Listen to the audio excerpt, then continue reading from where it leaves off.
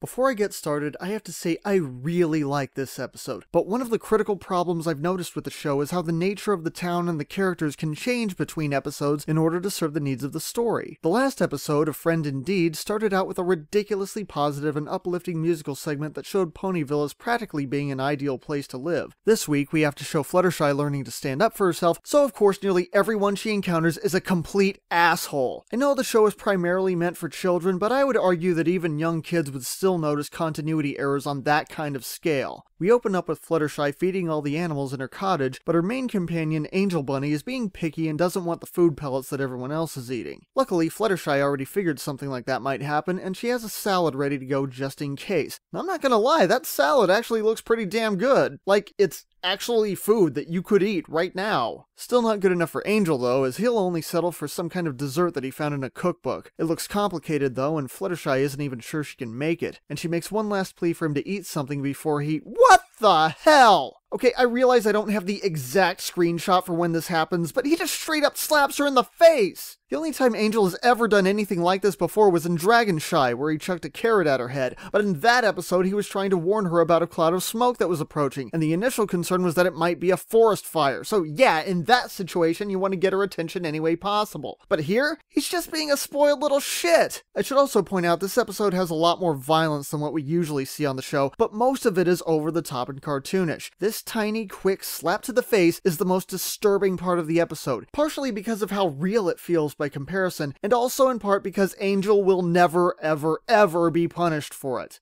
I'm serious. They never even bring it up again after this. In fact, it actually sets up the events for the rest of the episode as Fluttershy goes out shopping for ingredients. That's just sick! And this all happens before the theme song even starts. Now look, I get it. I mean, it's shocking and it's messed up because it's supposed to be shocking and messed up. You're not supposed to be okay with this. This is the reason we want to see Fluttershy stand up for herself and start to fight back, even just a little bit. I mean, whether you consider it to be in character or not, Angel shouldn't be able to get away with this. But I am going to criticize the episode because, well, he basically gets away with it. Yeah.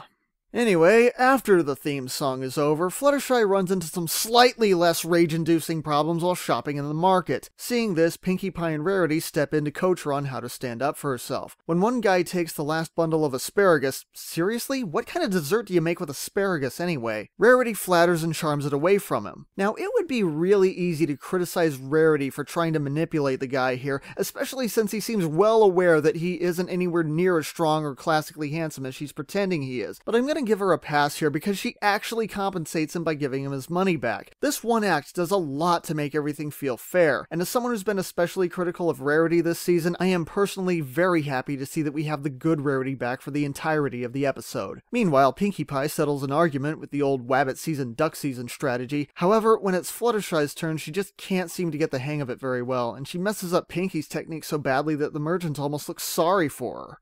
Almost. And with her failure, she goes back home to make the dish for Angel, which ends up being perfect minus the cherry on top. And because of this not being 100% picture perfect— okay, someone kill that fucking rabbit! Seriously, it never occurs to her that he's doing anything bad and needs to be punished? Gee, if only she had some kind of ability that forced other animals to do what she told them to do. But I'm getting ahead of myself. She sees a flyer for a minotaur named Iron Will, who's holding a seminar on assertiveness. Unlike Rarity and Pinkie Pie, whose methods are more creative and fit their unique personalities, Iron Will's approach is much more straightforward and universal. If someone is an asshole to you, you act like an even bigger asshole in return. And much to Fluttershy's surprise and delight, it actually works. And it's important to note that at first she does use appropriate levels of escalation. Say, if her path over a bridge is being blocked by two ponies hauling carts full of trash, she first asks them politely to move. If they ignore her, she raises her voice and asks again, more assertively. If they still blow her off, she knocks their cart straight up and dumps trash on them. Damn! Okay, I take back what I said from my review of the Super Speedy Cider Squeezy 6000. Fluttershy was absolutely the right pony for apple bucking duty. And okay, it does seem a bit extreme, but the point is that she uses her words first and gives them several opportunities to resolve the issue politely, even if that only means getting their attention instead of acting like she isn't there. Or even worse, acknowledging that she is there but treating her like she doesn't matter, which is what they actually do. Sometimes, there are those who are so inconsiderate that they will not respond to words, and so we must follow through with actions. The only problem is that the more Fluttershy turns to these more extreme methods, the more she gets stuck in fight mode and starts taking offense and beating ponies up over everything. The final straw comes when she assaults a stallion for no good reason, and then goes after Pinkie Pie and Rarity when they try to call her out on it. Rarity pleads that they want to have the nice Fluttershy back, which Fluttershy interprets as them wanting her to be a wimpy pushover. And frankly, it's not hard to see her point when being sweet and kind led to this. And this.